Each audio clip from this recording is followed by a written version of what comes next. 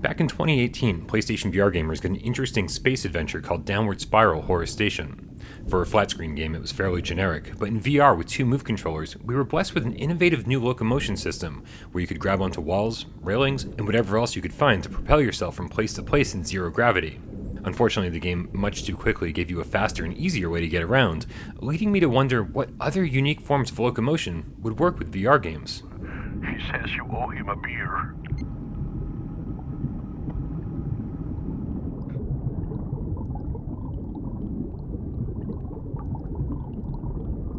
Wikipedia defines freediving as a form of underwater diving that relies on breath holding until resurfacing, rather than the use of a breathing apparatus such as scuba gear. And in Freediver Triton Down, we're going to call that an unfortunate decision made by our heroine, Ren Tanaka, because when disaster strikes and we find ourselves in the research ship Triton, capsized and quickly filling with water as it sinks to the bottom of the ocean, oxygen is scarce. But that also leads to one of Freediver's most memorable mechanics. Anytime you're searching the ship for audio logs or trying to figure out how to open the next door, in the back of your mind you're always meticulously plotting the fastest route back to the last oxygen station you saw. So it goes without saying that whenever you open a new door or discover a new environment, the first mission is to always track down the nearest source of oxygen. And I have to admit that every time I grab the wall with one hand and place the oxygen mask over my face with the other, I breathed deep in real life and wondered if I'd unconsciously been holding my actual breath while playing.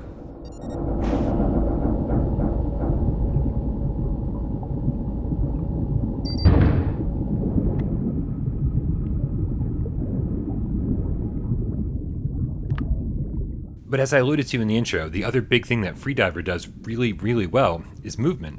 Swimming boils down to a simple breaststroke, while turning, ascending, or descending just involves reaching out with the trigger and pushing the environments away from you. But the thing that really got me was the ability to grab onto pretty much anything. Walls, ceilings, floors, beds, anything you can find and latch onto to kind of crawl your way around the ship. Sometimes it's necessary, especially when faced with strong currents, to travel this way. But I also found it to be more fun, more precise, and faster than swimming, so having the option to do either at any point was pretty refreshing.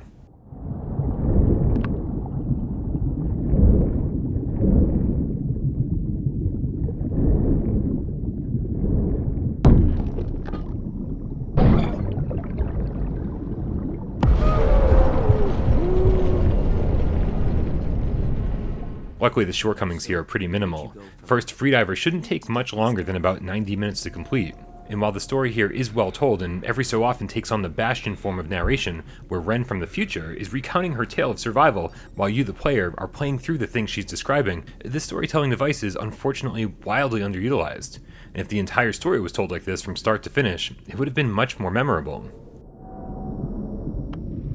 So to get to the stairwell, I had to go through the watertight doors, but the power was out.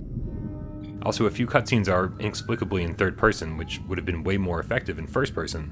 And my only other real gripe is that most of the puzzles aren't puzzles at all, and are actually just an underwater hunt for small levers to pull. Some of them are pretty well hidden, so luckily there's an option to make important objects shine, which allows them to be a bit more visible during your search.